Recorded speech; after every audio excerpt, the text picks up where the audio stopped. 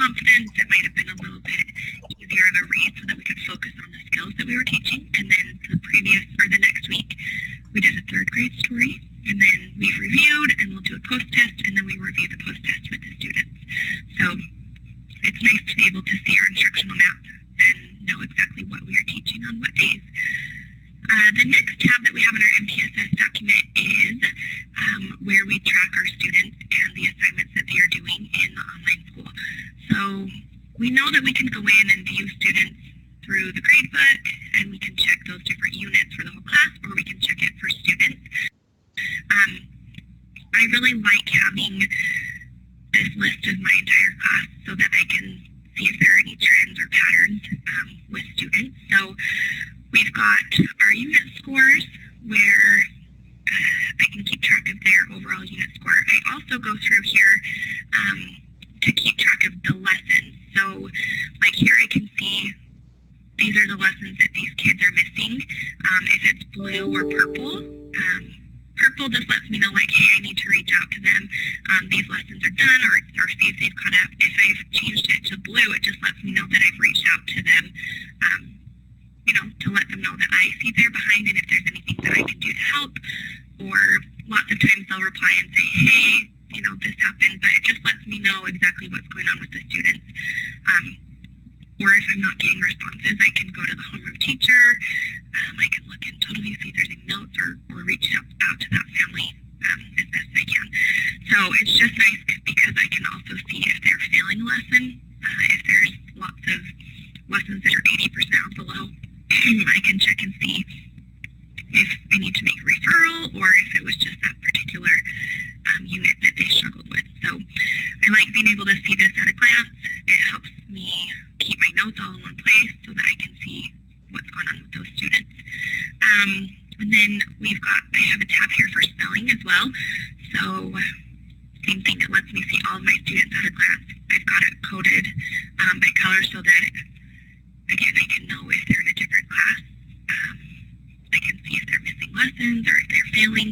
I've been able to reach out to some families, like if they're consistently not passing scores, I can reach out to them and kind of see, hey, is there something going on? What can I help with? Do I need to make a referral? And all of that. So, it's nice to have it all in one spot so that I'm not going back and forth waiting for things to load in the online school. And I just check this sometimes daily to see if they're staying up with the daily plan as well. And same thing, like I email out students who failed or are behind, and some of the students will respond back, and sometimes they just need a little extra help from their learning coach. Sometimes they need extra help from me because, let's face it, learning how to write as a third grader, as any grade elementary student, is hard.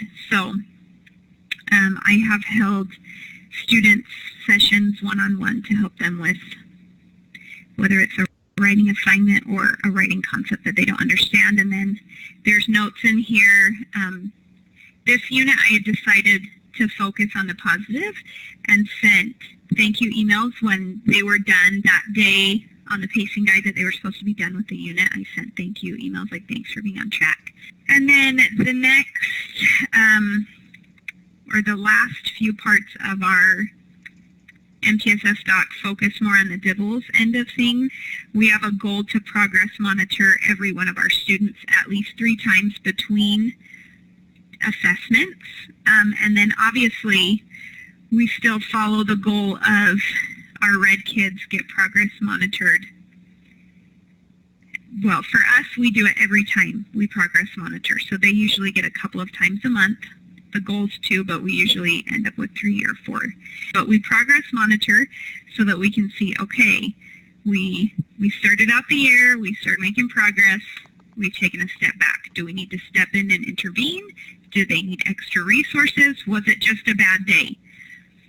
And we can take that data and look through. And like Terry mentioned before, we can access this in MClass, but it's a lot easier for us to have all our data in one spot quickly at a glance that we can compare all the different aspects. You may have noticed this name of this particular student hasn't shown up to small groups often, about half the time, sometimes doesn't participate. So we can look at that, we can look at their OLS scores and pull all the data together to get a better picture of what's going on with our kiddo.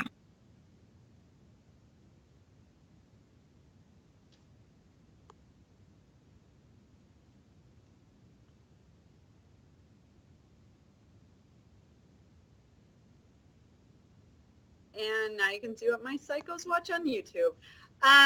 So some of the questions from the chat. So Robin, how long do you keep kids in tier 2? So it's a 6-week cycle, and they cycle out every 6 weeks. We use the interim. So the one we give at the end of every cycle. It wasn't already. So yeah, I would say, like, if they were really low on dibbles, they're going to be really low on iReady. So I think that if something flagged in dibbles, they would take that into consideration. But as you can see, they've got that holistic view that is insane, that they can make those one-off determinations. But the 50%, what percent of students go to tier 3? You know, that is interesting. We have, it's about 20%, I would say right now. Those are the red kids. So when she mentioned McCam, that's tier 3. So it wasn't the majority of their class. It was probably 20% of them. And then referred to special ed. I mean, we're able to catch a lot of them. A lot of what we get in tier 3 are kids who just haven't schooled or haven't schooled well. Sometimes, maybe coming from a different situation where it was a little more lax, so we get right on it and get them moving, and they're usually okay to either stay in tier 3 or go up. We did have a list at one point. We do keep a list of those we are thinking about, because if they've scored like 3 or 4 grade levels below, we have them on track to, you know, like, we're looking at these guys hard for a SPED referral. Like, we're going to go through all the processes, but we are tracking them. But a lot of them, so the first one, Heather's not here, but we scared her with a list of like 100 and I think somewhere around 140, 142. She's like, no, you're not referring that many kids to SPED. We're like, don't worry, Heather, we have a plan. We have a plan. Is your state a 4-tier system? Shelly, do we technically call SPED tier 4? I think we do. Ish. Not an official thing in our state. I know that some states, they actually add that on as tier 4. I have always kind of seen it that way. In my opinion, the tier system isn't a pyramid, it's a kite, because you should have your, above your tier 1 kid, you should have your advanced kids, and they kind of bring it back up. Anyway. But, and then it should get smaller as we go down to our self-contained kids. But yeah, it's not an official thing in Utah, but we do kind of consider it that way. Awesome questions. Do they adjust their instructional map based on student performance? So the main one where they map out the standards, so tier 1, is that the question?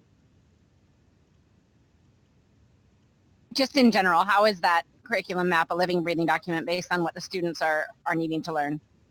Yeah, so I guess it gets confused because there's 2 curriculum maps usually, because there's the tier 1 and then the tier 2 that they create for those small groups. The tier 1, yeah, it fluctuates based on those that OLS tab. Like, if they're doing great getting the standard, then they just keep moving. If they don't, then they'll scale it back. But it's really teacher owned, and is your K3 literacy program a portion of the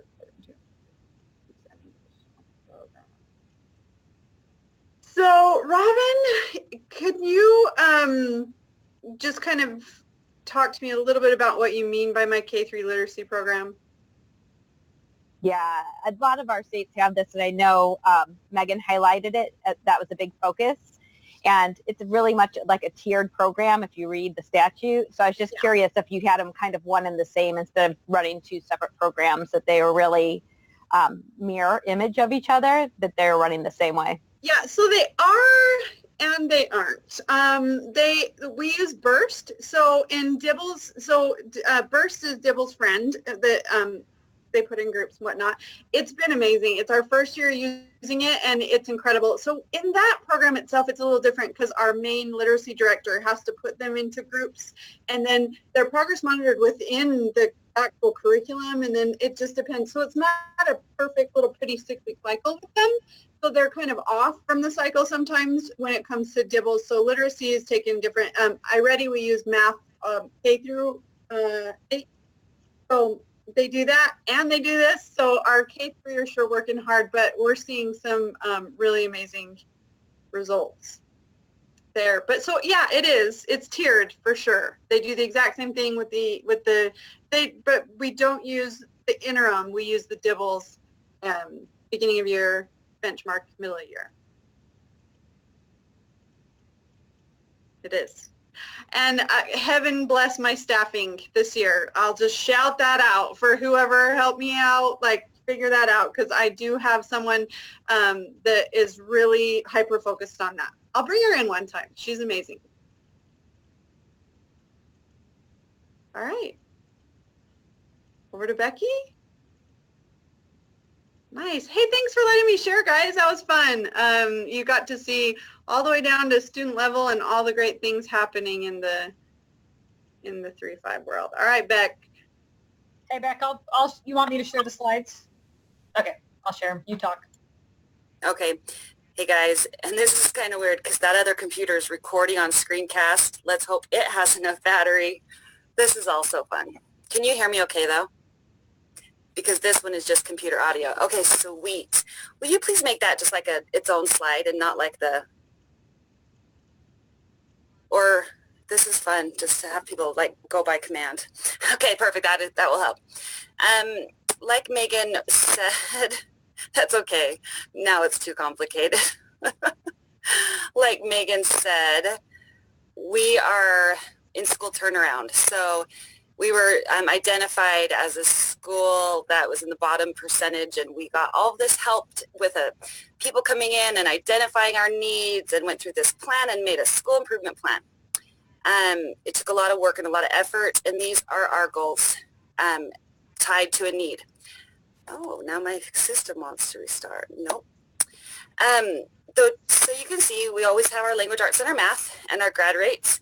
And you know what's crazy is how grad rates used to be a third of that pie chart. Now it's like 11%, right? We know that testing opt-out is a big need and a big indicator. We need to get more kids there, so we really want to reduce that. And then our teacher retention rates. And actually, we changed that to staff retention rates. I should update that.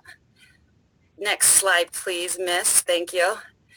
One thing I wanted to kind of just like share in the beginning is kind of where we started with our vision in the very beginning. I'm kind of super passionate about a team not really buying in or standing behind any hard hills to climb or change happening if they don't know why. You know, they have to have that value in sight, and they have to have that common vision and common goal, or else it just becomes a checklist and something that's for someone else, and it's useless, and that's a number and not a human. And so Desi and I and Brittany worked really hard at the beginning of this year to instill our school vision, which is really powerful, and it's our passionate commitment to individualized instruction leads us to reach all students at their own level, guiding each one to make real progress and feel the joy of learning and achievement, both measured and intuitive. And what I love about that is that's human. Like, that's a human. That's an individual taking real progress and feeling the joy of learning, right? That's our vision. That's why we were founded. That's like who we are. At the end of the day, when we hear stories that, like we heard today in our tactical about Paul Glatton was at an event and mom's like, your school saved my son's life, and all these things. That's why, you know, our founding fathers founded this school, was for that vision. And I never want us to veer from that vision, because that's like our truth. That's why we're here. That's our grounding. And even though we have data and numbers, and we have accountability, and we have metrics, and we have just thing after thing, I think the further we take this from the teachers, the we're gonna take that grounding from them. So we really try to keep the vision in place, even though we have a ton of measures that we have to, because the vision is how you get there, right? Without that, like you won't get there. So these three little pieces, the vision, then there's our little pie chart. Then I made this infographic because the school improvement plan is just so fun and intense. And then the next slide kind of breaks it down a little bit better. The three main goals to improve are grad rate, state assessment, staff retention. The three strategies: engagement, testing, and assessment, and staff retention. So then you see how there's three strategies. Within each strategy, there's 2 milestones. So it's like these little milestones to hit this strategy. And then those strategies will make those school goals, right? So credit recovery, our engagement MTSS system, with testing and assessment is all that state accountability, everything I'll be showing you in a minute, all of this student tracking in-house, our big end-of-year testing school plan, individualized grade level testing plans, and for our staff retention, we have individualized PD plans and a system where we're trying to just figure out this equitable roles and responsibilities types of thing. And I won't go over these next ones in very much detail, but I think this is a good indicator about how often we kind of measure and go into these things. We meet with our school vendor, UEPC, every other week on our opposing week that we don't meet with you guys. And we have accountability forums. So this is our biweekly one. So these 1.1, 1.2, those are action steps within those milestones that meet those strategies, right? And we mark, I know, Megan, you're impressed. We're marking if they've not started, if they're on track, or if they've completed, and the blue one's the completed. And the yellow is, what is that one? I can't read it, but yeah. And so we do that that's our bi-weekly one. And the next page, I think, probably shows like our monthly accountability form. There's like a monthly form, a bi-weekly one, bi-monthly one. This is a bi-week.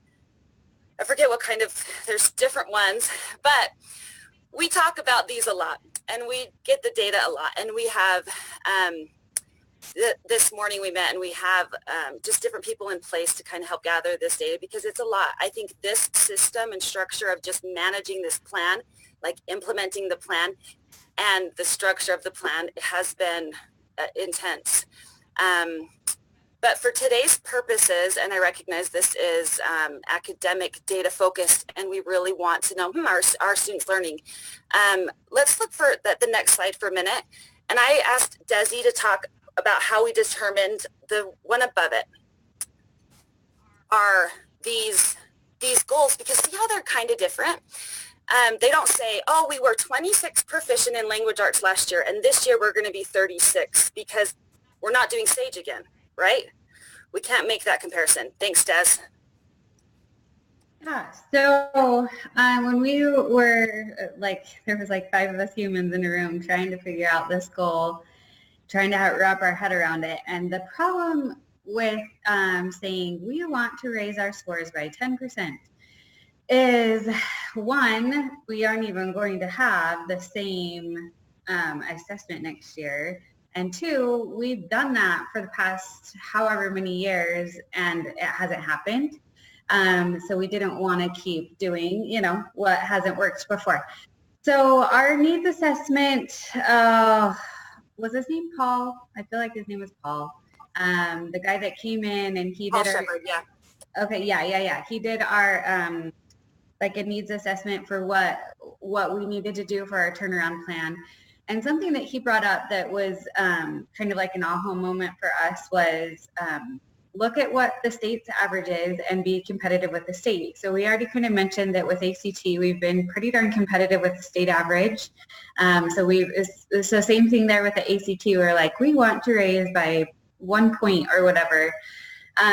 But shifting that focus and that mindset of instead of having the goal of a certain number to be within a certain range of the state average. So that's where this goal came from. So 2017, 2018, we were within 40% of the state average. So we were about, we weren't quite half as much as the state. We were a little bit higher. So our next year we want to be within 30% of the state average. And that's kind of tricky because it doesn't give us like an exact number, but that does equate to growth because we are going to be working to grow all of our students, and our hope is that we are competitive with the state. So wherever that lands with this new assessment, our goal is to be within 30% of that state average. So I hope I explained that so that everyone can kind of understand where we came from. Thank you. Yeah, because these conversations, these are hours of conversations, right? Okay, so let's dive into, next slide. I've been doing, and here's some other background. Because of this whole school, in my opinion, because of this whole school turnaround process and getting the whole school year started and our new UA Plus, I love it. I feel like right now we finally have a really good solid foundation, right? So all of these things we're showing you right now, it's like if this was 2 weeks later, we'd have like twice as many things because it's all just like, we took our interim like a week and a half ago. And so like, you know what I mean? It's just all happening right now because now we know it all and we're going. Natalie Niederhauser teaches Math 2 Essentials. So Math 2, the math department's already created their entire structure around differentiation off the bat, meaning kids that were low in Math 1, like last year that didn't, maybe got a C or a D because they teamed up, the Math 1 team and Math 2, and were like, yeah, they didn't, they barely passed Math 1. We knew they were already going to need help in Math 2. We already grouped them and put them in a Math 2 Essentials class, like right off the bat. And then, and then after the benchmark assessments, we were able to see which other kids needed to be. So Natalie N, Math 2, they're 10th graders. They're the students that, for lack of a better word, just need things really remediated and pared down. Same standards, but they need extra, they need to, so she's working, she has to dial in a lot to their work. Some of the questions that, will you go to the next slide, or did you, no, that's perfect.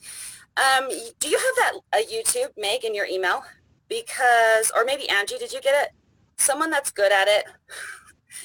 This one is 7 minutes. So this I want you to look for.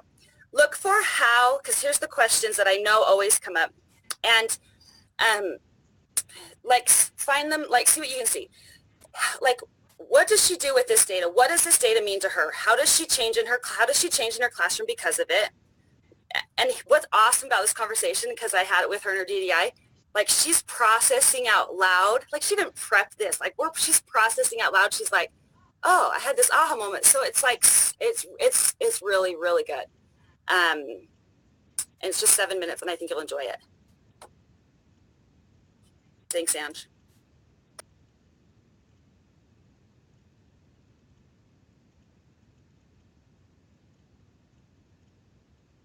PLC to kind of just wrap your mind around individual student growth.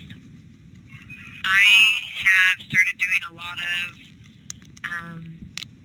assignments where students have to do it by hand. So if I'm going to share my desktop really quick.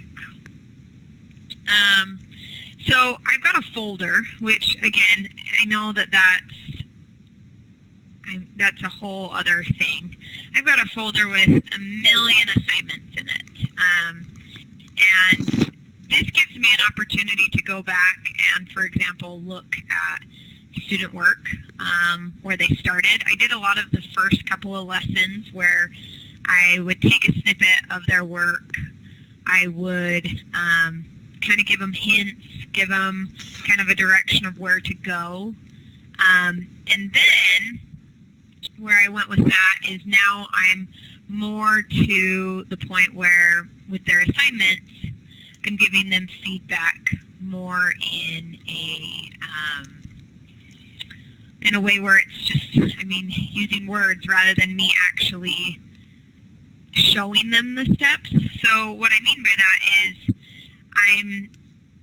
I want them to become more familiar with the vocabulary. So I'm doing a little bit less of, like I said, showing the actual algebra behind a step and more using the vocabulary to help them understand. So, but going back to this, so in my documents, my MTSS documents, one thing that I've been doing that's been kind of nice is I've been comparing just in the last week my benchmark to my interim. So my benchmark had 20 questions on it, and of those 20 questions, 8 of those questions I placed on my interim, and my interim was 15 questions. So about 50% of my interim came from my benchmark. So it gave me an opportunity to see a couple of things. One thing that I did is I based off their score. So for example, you take Tim Adamson. Okay, on the benchmark, he did not get this question right. On the interim, he did. So what I did, again, 0 being wrong, 1 being right. What I did is I'm tracking their growth versus whether they're just proficient, meaning that if they got it the first time and got it the second time, then I state that. To me, that means they're proficient. They still understand it. And then the last one was none, neither. Like they're not showing any progress. So it was kind of interesting to see because you can see on each question that I've done so far, if you go and you look through some of these students, you know, they might have made growth on 2 of the concepts, like take Isaac, for example. But then on this other concept, okay, well, this is algebra-based. Okay, so I'm going to take a little bit of an idea out of Isaac. I'm going to say, okay, Isaac's geometry, maybe a little bit more geometry-minded. He's grown a little bit in terms of his geometry skills, but in terms of algebra, looks like he's still not getting it, like order of operations. He might be able to take a shape and manipulate something out of that shape, but when it comes to algebra, not so much. So then what that does for me is when I come to my class each day, I can pull Isaac and say, hey, Isaac, well, it looks like we weren't really making much progress here. It looks like I've noticed you're still struggling with order of operations. So I can pull up some examples. We can work one-on-one, again, creating that idea of the small groups. So that's kind of been nice so far. Again, this is allowing me to really dive deeper into the assessment side of it. And what I mean by that is my interim, my benchmark, looking deeper into that. Because I feel like with my assignments, you're going to see again, like on some of these guys' my student work that I have, okay? They're submitting individual questions or individual assignments, and that gives me an opportunity to find their mistakes, find where they're going wrong, and I can kind of see that through class. So that's kind of, tell you, Tim, if I look at my MTS document, that's also something that's great. My overall data, I can see where he's gone in terms of where he started and where he has and ended as far as our interim or from our benchmark to our interim. But I want more detailed information. I think that's where those assignments come into play. So that's been kind of nice. Again, I like this assignment or assessment comparison because I can even go to the bottom and I can look at the very bottom, and I've kind of given myself an idea of, okay, of my 85 students or 84 students, okay, 43% of them have shown growth in this question. Okay, 30% of them are proficient in it. Okay, so that means that I've still got that gap. I don't total to make 100% growth or proficiency, right? I'm still lacking a good 30% or less than that are still not understanding that concept. So that helps me understand, is this something I need to go back on? This is one thing that I thought was interesting, is this barely, out of the 2 of these, if you combine those, it's like, 50% roughly. So half of my class is still struggling with a concept that they shouldn't be. We're jumping into volume right now, and it makes sense why my student, this number is now making sense to me. Now I know even more why these kids are having a hard time with volume. It's not the formula, it's the order of operations that they still struggle with. So that's great because now when I'm Angie, you can pause it real quick. Focus isn't on the formula, memorizing it. It's the steps of plugging it into the formula and taking that algebra. Thanks. Sorry, I feel so bossy. I hate feeling bossy. I don't know what's on the middle of our screen, Angie. Maybe it's like an IM box or something. But I kind of wanted to maybe try to answer some of these questions along the way. So this is a math class, and Robin's question was, in the high school, are Tier 2 supports based on current course needs, meaning Math 2 needs, to skill gaps proactively based on a universal screener or skill gaps? So maybe you need to restate it with your voice because I think I'm not. That's because I had a typo. My fingers move faster than my brain sometimes. So high school, are we using a universal screener to target those skill gaps and then putting small groups together based on that universal screener?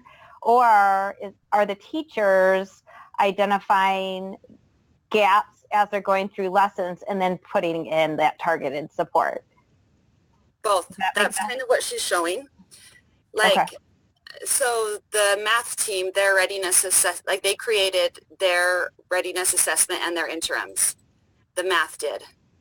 Their math 1 used iReady. The 9th graders can go into iReady, so that's one. That's more of a universal screener. But the math team made their bench, their baseline ones and their interim ones, which would be like a universal, like a data point, right? Then they also have the SAGE data from last year, and it all shows on this MTSS stuff to kind of be able to see. But yeah, that's kind of maybe the objective or the theme of this, in my opinion, is that student growth and student learning, which is the goal, right, is given and shown to teachers in a lot of ways, and they're taking in these data points often, and it's streamlined in a way because it's all based on the state standards, right? Every lesson is, every benchmark question is, that it's all streamlined. But in this instance, and the ones she's showing us on this point is the assessment. It's the comparison of her assessment. It's the comparison when she takes the benchline and the baseline and the interim, and is like, did this kid grow? Is he proficient or not at all? But that's one view. That's one assessment, right? So then she was showing us that student work with how she grades it and circles something. She'll also show us another one. I don't know if that helped. Does that even answer your question? My mouse wasn't working.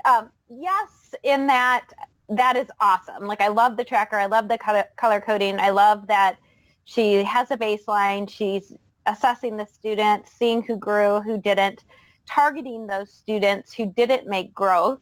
And so that's all tier 1, right? And so then after she targets the students who doesn't make growth and they're still not understanding the concept, is that when they become tier 2? Like, what's that differentiation of when that transition occurs?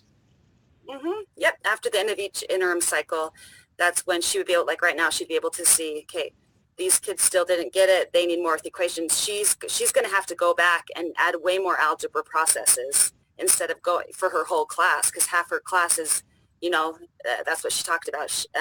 Math 1, Natalie R. talked about the same thing. She's like, we have to go back and do graphing. We're probably not going to get to unit 6, so, and that's where it comes in with they're changing their curriculum maps, because, they can realize, like, if over 75%, if over that many kids aren't getting it, yes. And this particular teacher has her course set up in a way that only, like, most of her class is small groups and differentiation. Like, her class is built that way. It's really difficult to explain, and I'll explain it when we have more time. But so yeah.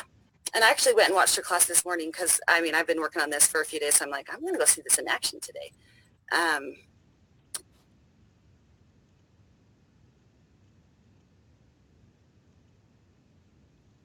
Okay, so then if there's a few kids that need help, then that, yes. I think that in the high school, like, I don't think that there's like a beautiful academic way of being like, this group's in tier 2 for this reason, and this is what they're going to get for this amount of time. like a perfect structure like that. You know what I'm saying? Like like when I taught first grade, I'd be like, these kids are level D, and we're going to teach level D for 3 weeks, you know, and I'm going to have my small group of level D, right? Because think of our variables, right? Like who's turning in quizzes or not, who's coming to class, or there's just lots of variables that have to make that kind of a system function well. And so our teachers have a list of ways they differentiate and a list of ways they figure out which students are growing and learning standards, and a list of ways they make that all piece together, like in reality. And we're really trying to, honestly, right now, figure out how to compile all of that into a view like this, right? Totally get it, Becky. I think the tracking and everything is outstanding, and I think the targeted instruction's outstanding. I was trying to understand from a tiered system, and I'm not as worried, I guess, maybe about a tiered system as high school as I am in elementary, right? Because the focus shifts. We focus on earning those credits, and we focus on graduation and filling in the gaps.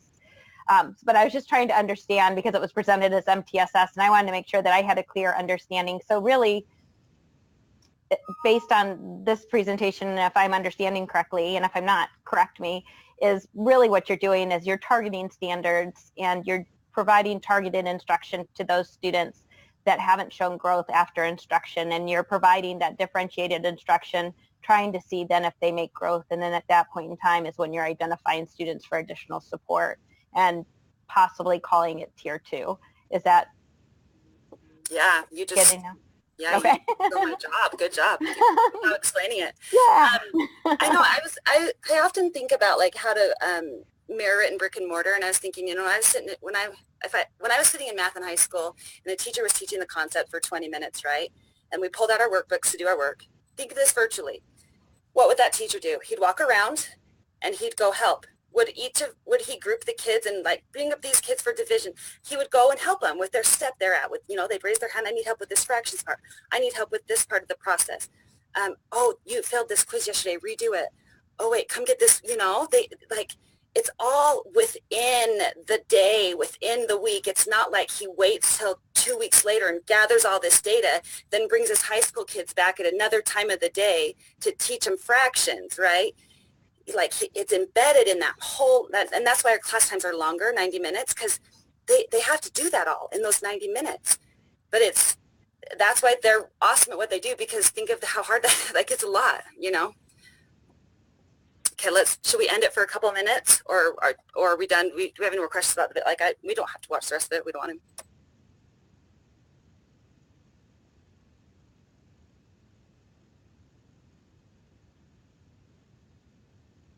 Let's finish it. So the second half of the problem rather than the first half of the problem. Okay. Oh, well, yeah, that makes sense. Or, oh, I'm kind of connecting the dots, but also allows me to create those small groups a lot easier, because I can see they're not progressing or growing in certain topics. So can I give you this setup or this explanation, and can you turn around and finish it? You know, like I know based off of certain students, just because of their assignments that they've turned in. Okay, well, for Nathan, I know that he is actually great at the setup, or excuse me, the finish. So like he struggled with the setup, you know. So for me, this is nice because I'm giving him that kind of, okay, here's how we go from here, and I know he can finish out the problem, and then hopefully it helps him for the next one. Thanks so much, Ange. Little Zoom Pro. Do I have any more slides, Meg? Okay. Yeah, one thing also that I think we're just getting into these discussions about student learning, right? And how students actually show that they've learned something virtually, right? We have a high transiency rate, you know, and it's like if our growth and proficiency data is never really showing that it's improving, is that because it's not? Is that because we're not tracking it right? And so like the math team, especially with these processes and these DDIs, sometimes it's the way they look at how, like if a kid just gets a 5 on an online quiz, maybe that kid cheated. Or that's what Natalie R. found out with her graphing one. She went and did one-on-one work with each of them and found out they actually can't do it. They just figured out how to take the quiz, right? Like they're diving into these steps within the actual math concepts. And we're like figuring out they don't know fractions. Instead of just here's a lesson, teach a lesson, drill a lesson, get a point. Like we know that growth is so huge for our students that we're going to teach them addition and subtraction, even though the standard is like volume, because they're not going to be able to do a vault. Like we got to start somewhere. But the gaps are so wide, and it is work, but we're getting there, and it's exciting. Thanks, guys. Thank you, Becky. I jumped into Math PLC Monday. It was an awesome conversation. I think, as Becky said, we're just starting on some of this stuff. As you can see, it's not a perfect process. I don't know that we'll ever have a perfect process, but we're just starting to dive into this. I don't think we've been at this level ever before. So it's messy, and love all the help and support that we're getting along our journey. But in that Math PLC, the conversation there was, as Becky said, talk about differentiated instruction. We have a group of basically credit recovery students that have failed, and these are low students. We used iReady. There's students in there on a 3rd, 4th, 5th grade math level. The conversation with that teacher was, how can I give them a passing grade when they're never going to hit Math 1 proficiency? So we had that discussion about proficiency not being a passing grade, and Robin, you had alluded to that earlier, that's a whole different ballgame, and that's messy too. And then we're talking about student growth to say, hey, well, what if, you could grow them from a 3rd grade to a 7th grade level? I mean, that would be huge. No, they would never be proficient in those math, but that growth, which is a huge part of that chunk of our school grade, would be huge. So these are discussions we're having. We don't have the answers. If you guys find research and data on any of these things, jump into our PLC meetings, DDIs. We're trying to figure this out as we go.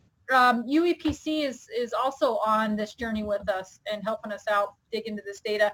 I do need to add in too, before we move on, guys, is this school turnaround plan is one of the most nightmarish, biggest plans I have ever been a part of, and it's intense. We could probably spend a 3-hour block reviewing it and going over that. So the fact that Becky's managing that, and then managing some of these other things of just managing the school is a huge feat. It's not all Becky too, Desi, Brittany, that are here representing high school too, are just huge pieces of that. As well as our student school leadership team. So there's a whole other side to this that's happening that we're not presenting today, but it's a really big piece. In fact, I told UEPC they should have came today, because we meet with them on the off cycles. So every Wednesday, right, we have this block of meeting. On the other meeting, we meet with UEPC for about the same amount of time and report back on different goals, all in support of accountability, keep in mind. All right. That vent. Let's switch subject. Academics is the best part of this presentation for sure. So we'll jump into these other minor details on the slides here. All right, so I'm going to go through these are some of our stakeholder retention items. I'm going to switch back and forth with Luann. Luann's going to be my partner in crime here. As I mentioned before, we've aligned our goals, and with that alignment, and our new student services team, I'm like grinning from here. I couldn't be more excited about how Luann has enacted this vision to fully support our academic goals in her role with her team. So I can't wait. She's going to show you some things that it blows my mind. Anyways, jumping to the task at hand, stakeholder satisfaction. This is our student first check-in results right now. This is our goal. I put in 2% increase. William, I hope that was the right. I know we had that conversation. Anyways, that's what I put for goal. That we are hoping to get a 2%. That would be our 2% increase. Is that 73%? Our first pulse check was a 57. Our current data shows us at a 70. So improvement already over the first 3 pulse checks.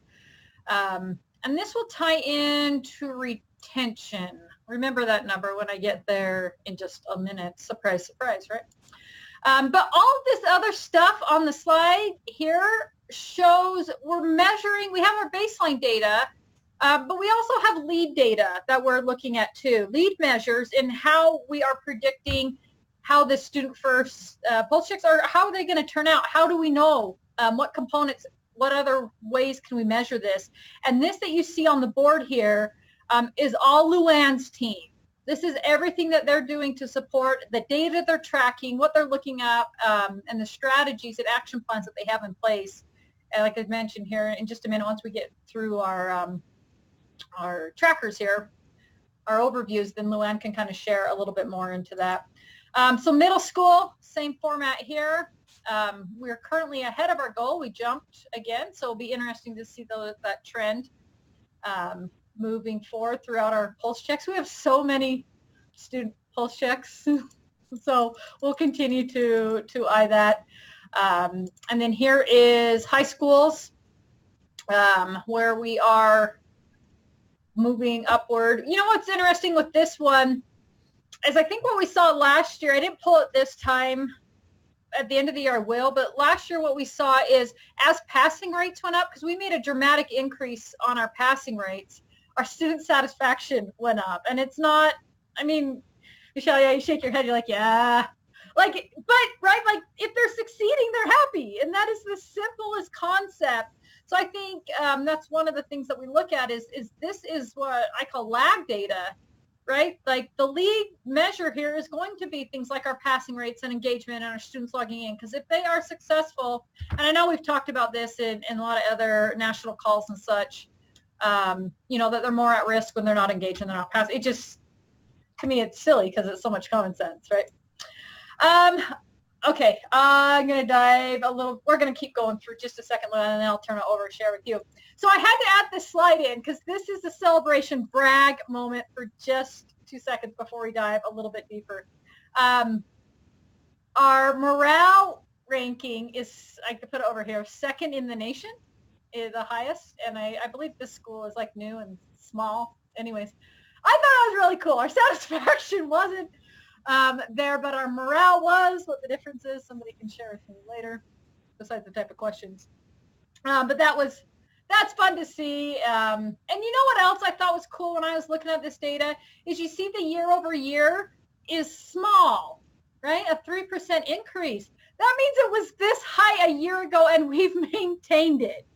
I think that is a whole different level at this point, right? Because we came in a bunch of changes, blah, blah, and now it's maintained, because maintaining sometimes is tougher than getting to that point. So I think that's just a huge celebration. I want to shout out my team and their work with that. So with that, here's our teacher pulse check data. I'll explain what this little chart is here at the bottom just a second. Our goal is 90%. Once again, a 2% increase over last year. We want to take it from an 88 to a 90, that's going to be a tough goal, but we're up for the challenge to get a 90. So we're going to be leading. We want to lead the nation in this, is I believe one of our team's goals here. Our baseline is, so we've only had one teacher pulse check, right? So that is our baseline and our current data. It was low for elementary at 64%. It was, I'm going to grin and you can, Angie had a special education teacher call her and say, I'm sorry, we have this issue and we're going to rate it low on the pulse checks and this is why. Anyways, they got the attention they needed.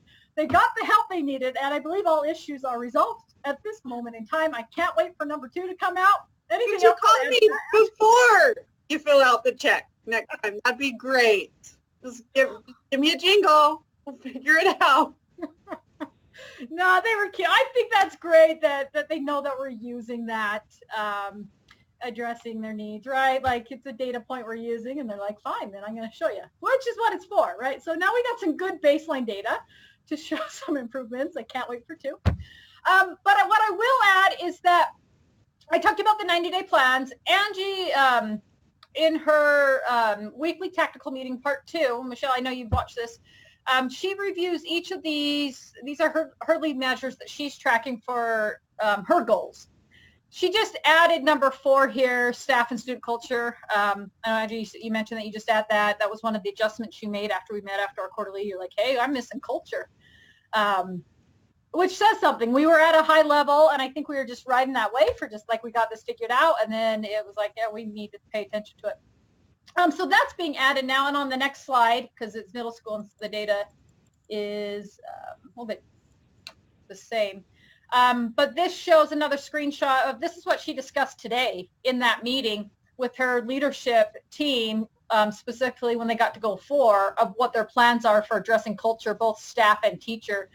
These are their action items, and then they report back.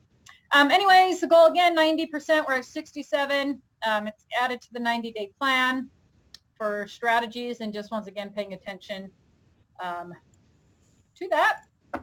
And then our high school teacher pulse check, which kind of blows my mind considering our label as a turnaround school and this intense, we pulled teachers out of their classrooms for meeting at 88%. Becky, Desi, and Brittany have paid a lot of attention through the change process, and I think teacher feedback has been a huge part of this. So anything else you want to add, Becky, to your pulse check data that's outstanding right now? I think that there goes a lot to say with people above me trying to also give financial perks and benefits like, hey, you're working hard and you're coming back, and here's a, that goes a long way. That makes people feel really respected for the hard work they do. And I don't think that's really ever been in place until Megan understood that principle and came on board. But yeah, it's been a stressful year, so this makes me really happy. I think that they love their students, and they have the same, it's that same why, it's that same passion, no matter how hard it is. Thanks, Becky. And then I saw the question, how does this rate? So I pulled the chart. I pulled out my ops app, threw some charts together, and looked at teacher, although I couldn't figure out how to overlay the charts. I did not have that level of Excel, nor was I going to waste my time in trying to YouTube it. So you'll just have to look for purposes, especially because the pulse checks and student first check-ins are different timing. So what you see here is you got teacher pulse check. This goes from last year. The blue line is last year of the pulse check in the high school. And then the red dot is just the one that we've had. And then same format for the one below. So the blue line is all of last year's student first check-in. And the orange line is this year's check-in results, just to kind of compare there. And the question is, does it correlate? And I don't need data. Like I told Michelle I had a soapbox. I don't need data to tell me that it does. I'm passionate and I believe it does.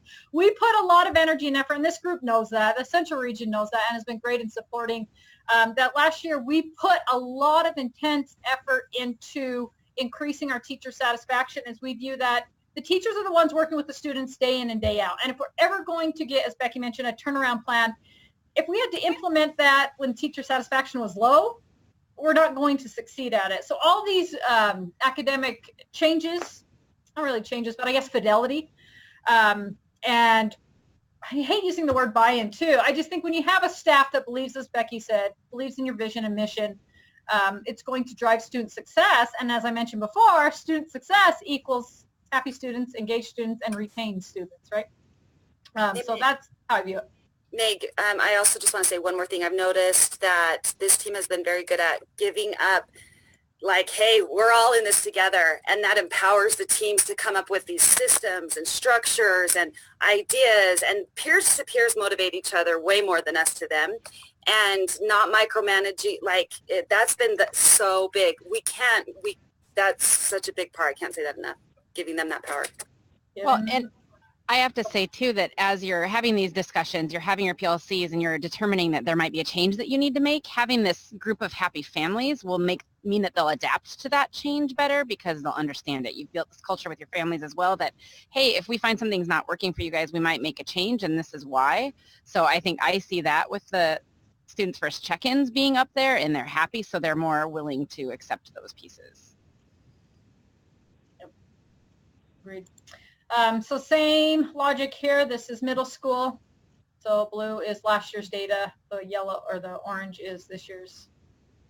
You can just read that graph there for just a minute before I flip to K5. You just see similar trends. Just interesting too. When they're both high. Good. All right. With that, Luann, if you want to share your, actually, you know what, I'm going to go over just the retention data, and then I'm going to turn over to you, Luann, so that you can pull up that document and share the whole thing. Her document and MTSS that she works with relates to retention and culture, stakeholder, both pieces play a part. So this is elementary school. This is fascinating to pull these apart, and I've done a lot of digging in these. Oh, I didn't add the keys, Michelle. You said that in tactical this morning. I forgot. But the orange is the returning. The blue is the new students. The dotted line is the goal for both, and then the faint line is where we were last year. So the returning students, we've leveled out on. I bet we'll hit our goal there. What was interesting to me is the driver of our new students. I calculated K-5 that 90% of our withdrawals in K-5 have been new students. Here's where it gets really interesting, is I pulled the withdraw dashboard and trying to find trends. I couldn't really find any on just the data. I'm looking at the data and the withdrawal reasons. The number one withdrawal reason was our student wasn't motivated to work in this environment. Blah, blah, blah. What does that mean, right? Like, we're just using that as a withdrawal reason. I went into the open-ended comments, and I mean, feel free if you want to go check this out, because don't take my word for it. It is alarming to see. The number of families that left an open-ended comment in K-5 indicating they wanted a more traditional homeschool environment. I shared that with the team this morning. I just have to pull it up, and it's right there. It's right in my face. All these parent comments that said they wanted more flexibility in meaning they could do math one week and then English one week, or they didn't have to go to class, or they didn't have to. And I think there's a lot of proactive ways we could work on that and getting them enrolled and improving expectations more clear up front of who we are and what we are, because we also have a 95% class connect attendance in our K-3A program. And we are not a homeschool. I don't know what else to put that. The kids are going to come to class. We do have an async program for those that qualify, but they need to prove that they are academically ready and able to be in an async track, right? And Angie and her team monitor that, and if they dip below, they got to come to class. We have to provide instruction and tiered interventions to these families. So that one's a really interesting one to me. Luann has some things that she's working on with her team to help improve Strong Start as a possible solution to this driver of our K-5 new students that are leaving us at a very alarming rate. But I also think that the tight structure is moving them out, and that we could be more clear in our enrollment scripts and how we're messaging what our K-5 program is and what it is not. And then you'll see the same a little bit in our middle school, not as drastic, right? But we're still above, and we're definitely above the goal line there. 81% of our withdrawals here have been new students. What I calculated, a lot were student behavior issues in this age group. That was interesting to see a lot of the comments saying I can't control my student, which is one of the reasons why they click the student not motivated to learn button. So it's just more interesting to get into the details of what does student not motivated to learn mean, so that we can help provide some solutions to that. And then lastly, our high school. This one is fascinating too, because our returning students are staying at a very amazing rate, which is good for so many reasons. But that's cool to see. But once again, we're seeing our new students are our driver. And where that is a trend, though, I saw K through 12, it's something we got to look at a little bit closer, as I mentioned, of some proactive measures and how we can support those families into what our program is. The cool thing with seniors, this is cool, is I took a look in this stat over here that 27% that withdrew were seniors. 36, here's the number, not percent, but the number. We had 36 newly enrolled seniors that withdrew, and this is on purpose. We identified and target with our grad task force team students that were newly enrolled that were so credit deficient that they were not going to graduate, right? And then we helped transition them out with an exit code that is not going to count as a dropout on our exit code. So while that's alarming, it's actually good news that we're getting to those students now and not till the end of the year. Can I say something real quick? Quickly, yeah. We've been doing tier 4 meetings with our tiered engagement process as well. This is just addressing one of the questions. So like why they left their brick and mortar and came here. And that's one of the questions that the counselors have been asking them and just asking. And it's so interesting to me because every tier 4 meeting that I've been in, these are kids that are not engaged, failing all their classes, like have been struggling all year. And every single one they've asked like why they've come and why if they like it here. And every single student has said, it's so much better. I love it so much. So in their minds, they're so much happier. But then that opens up like the conversation of, okay, did you know you have these other options? And Sam, our transition counselor, does those better than I've ever heard anyone else. But the counselors have really started to take that on to really open up those conversations with students, which has been really cool.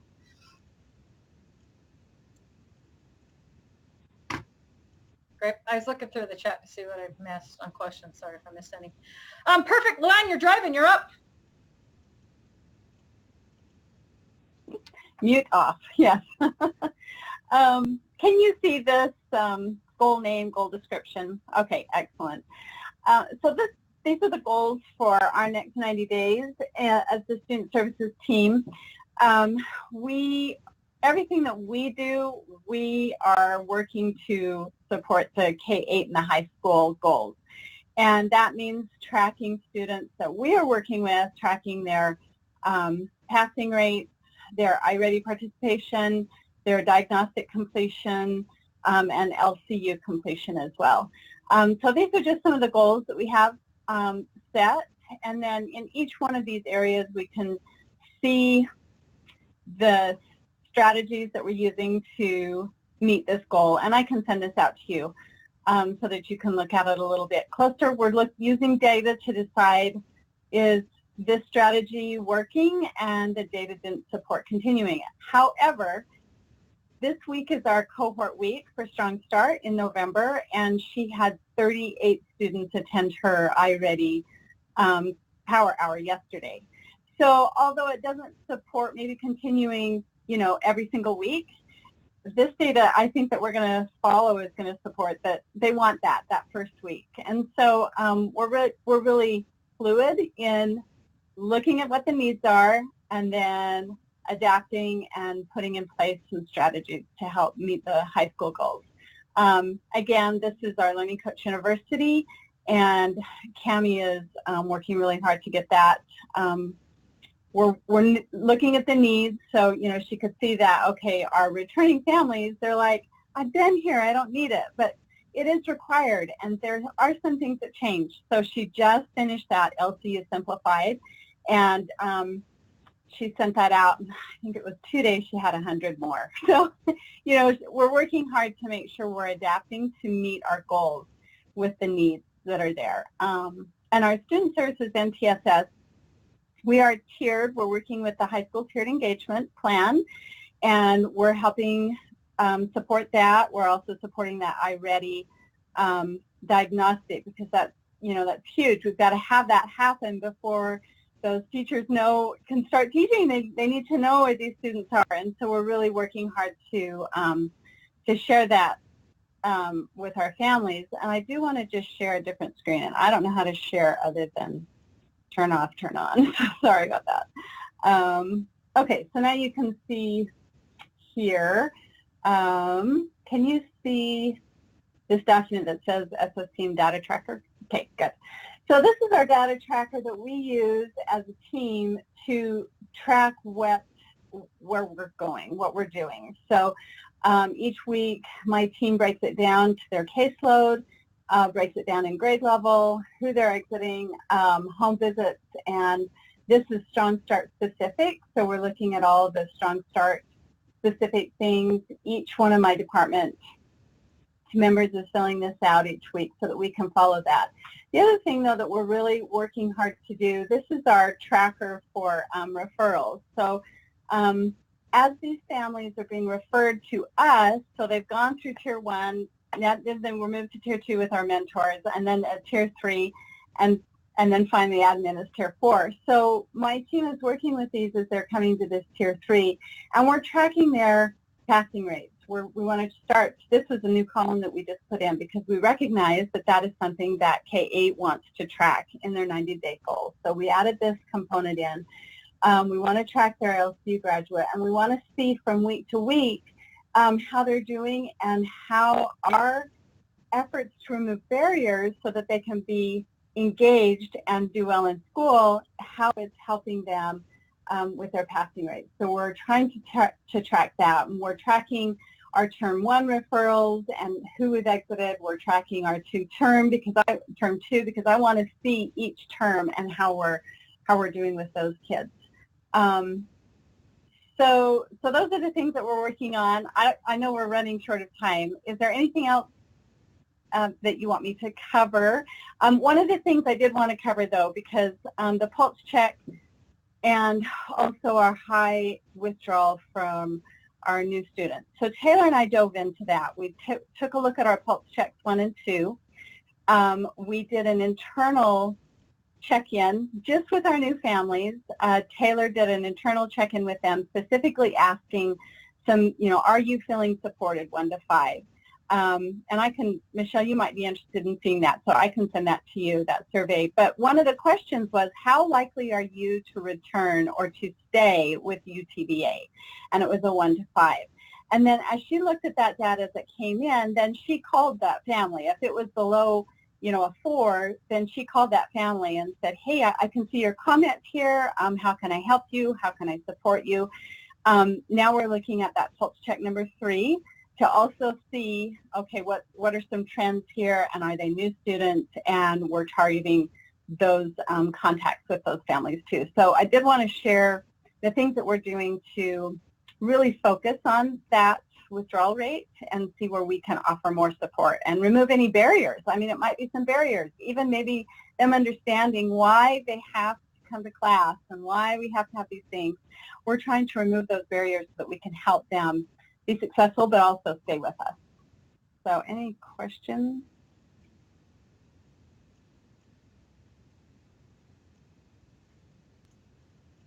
Thank you, Luann. Thank you. Yeah, thank you so much. A rock star. What she's doing is incredible. And because that program is all funded from Title, we are taking, it's really important that we track academic measures. First of all, that's our goal, but it's also funded from Title. So come our Title audit, we'll be able to show how we're using these programs to increase student academic success. Yay! All right, the end. No, but it really is the end. We have a lot of different efforts going in, and I have a document that I've created for retention and culture, and it's kind of a mess. There's a link in the PowerPoint. You can take a look at that.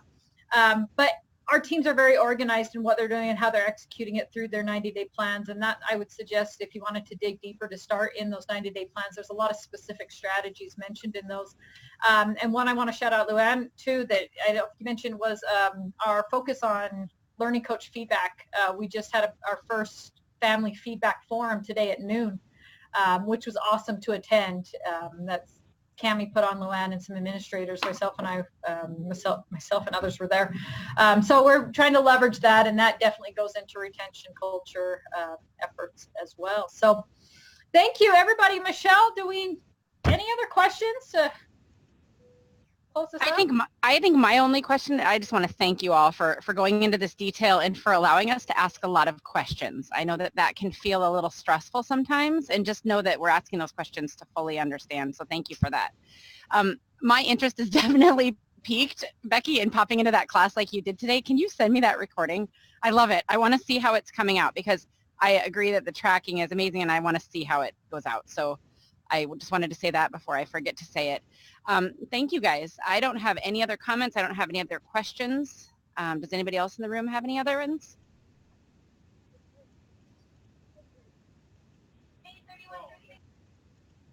No, but I'm worried for you because it looks like people behind you are boarding. Yeah, that's me. I'm B25. I'm B25, but I can see my spot right now. now. I'm all anxious. Get on the plane. No, I'm good. Angie, I can see your setup is working. You got your cube, your cube in there. I like your face, Becky. Angie's in a box. We have to laugh about something in life, you guys. She's living in a box. Well, William, you look like you're trying to get a semi at a honk. No, but it is snowing, so it's good. It'll be fun to drive in that. Hey, thanks for being patient with us in Zoom today, guys. I appreciate you letting us test drive this. I enjoy seeing all your faces a ton. So thanks. As Angie said when I was there, all of our meetings should be in Zoom. There's no reason. Yes, but people need to not understand my face is like, sometimes it's just my face. It doesn't mean I'm reacting to anything. Megan's like, as Michelle's face was saying. I'm like, it's my face. Well, you were like nodding your head. See, we had a communication training a week or so ago. 90% of communication's nonverbal, Michelle. 90. And we were missing out a lot on that, so I could see your head. I love it. Okay, you guys. Hey, thanks, you guys. Thank you. Drive safely, William. It's freaking Hey, guys, have a wonderful day. The Brady Bunch. The like million family Brady Bunch. Yeah.